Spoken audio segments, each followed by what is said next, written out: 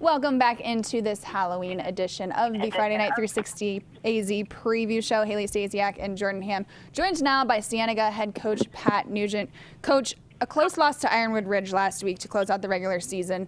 When your guys battle like that but come up short, how do you feel that that kind of loss fuels your team heading here into the playoffs?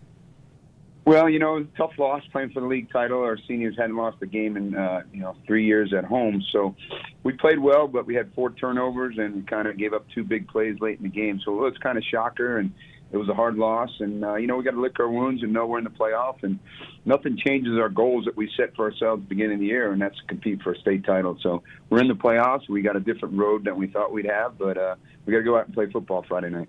You never know how things will go with a first-year quarterback, but Luis Morales, 17 touchdowns on the year, just 3 interceptions. How have you seen him step in, taking over for Jamari Joyner?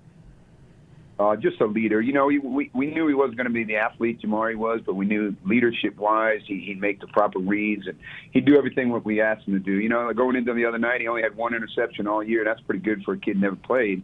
Obviously, 2 the other night. We had a running back through the other one. But he's just been a terrific player for us all year. The kids love him. He's a captain, and the kids have stepped up to play for him every Friday night.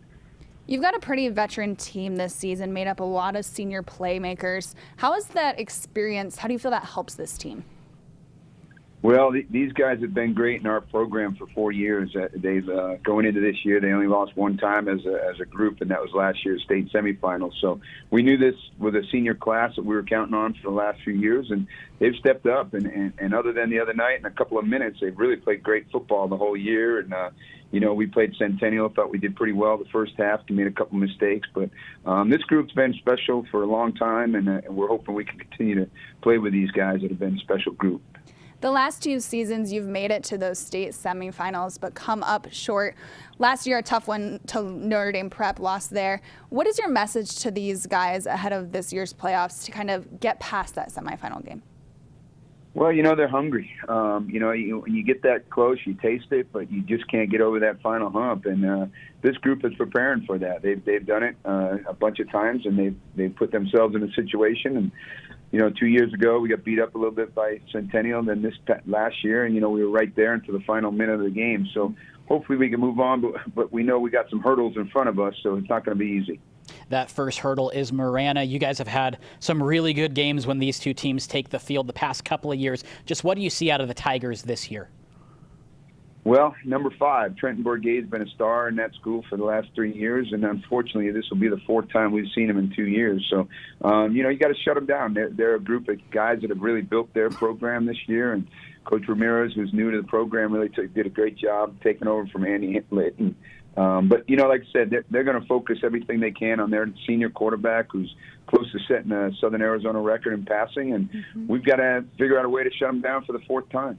Terrell Hayward's been one of your best players and one of the best players in the state the past 3 years in all 3 phases. But against Marana, it seems like he seems to step up his game. I'm going to read off some stats for you. In 4 games against Marana, 21 receptions, 888 all-purpose yards, 4 receiving touchdowns, 2 rushing touchdowns, 15 tackles, 2 interceptions, 2 passes defended, and a fumble recovery, and a 3-1 record against the Tigers. What about this game in particular does it make Terrell just really step up? Well, Terrell's a big-time player. I think when there's big games on the line, big-time players step up, and he's been just phenomenal doing all those things. I don't know where that one loss was. I don't think we've lost to Marana, but he's been special. The lights go on, and one of the things about Terrell, we blow out a lot of people, so he doesn't see a lot of fourth quarters. So he doesn't put up the huge numbers that some kids put up in the state because he's just not playing a whole lot. So when we have the chance to be on the field for 4 quarters and be a star, he shines in every phase of the game, and we've got to find ways to get him the ball, and whether it's punt, kickoff, or offensively, he's going to make a big play. Coach, we appreciate your time. Best of luck this Friday against Marana and the rest of the way in the playoffs. Okay, thanks for having me. That was Cienega head coach Pat Nugent. This is an interesting one for me here because, like we talked about in the first segment, we talked about how Marana is kind of a team that I'm watching out here in this division. When you have 2 really great teams like this, obviously kind of rivals, there's more to this game than just your typical. Yeah, and when we had Trent Bourget on a few weeks ago, he talked about how they all know each other. They do, Tyrell was one of his best friends. Yeah, they do 7-on-7 together, flag football. They've known this group coming up in Southern Arizona together. So it always adds a little bit, and I think that's why, players like Trenton step up, players like Tyrell step up. And I think that this is, I think Centennial, obviously, for good reason. They're the 1 seed. I think they're the best team in that division. But whoever comes out of this game, it's not going to be an easy task for Centennial round 2. And I know that Richard Taylor is already preaching that to them about their game, their first round game and the second round game, should they get that. And one of the things that I think is unique to this game is, like I said, asked Coach about the experience. They have a lot of seniors on this team. This team has it figured out. Marana's got it. They're under a first-year head coach, but they do have the tools there. But I don't know. I think that experience gives Cienega an edge here. And I just checked. My apologies to Cienega and Coach Nugent. They are 4-0 in the past 3 years. I misread that. So my apologies. Correction on that. So 4-0 in the past 3 years. But I'm going to read these stats off again because this is insane what Terrell Hayward does when he plays Marana. 21 receptions, 888 all-purpose yards, 4 receiving touchdowns, 2 rushing touchdowns, 15 tackles, 2 interceptions, 2 passes defended, and a fumble recovery, and a 4-0 record.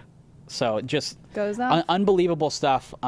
Again, I've talked with Jason Jewell on the recruiting roundup. If he was a few inches taller, he'd be a national recruit right now. I'm still getting quite a few offers, but just a big-time playmaker there for the Bobcats. We will see if Marana can snap that losing streak against Cienega on Friday night. Keep it right here on the Friday Night 360 AZ preview show. Coming up next, we're having Arizona Varsity's Cody Cameron on.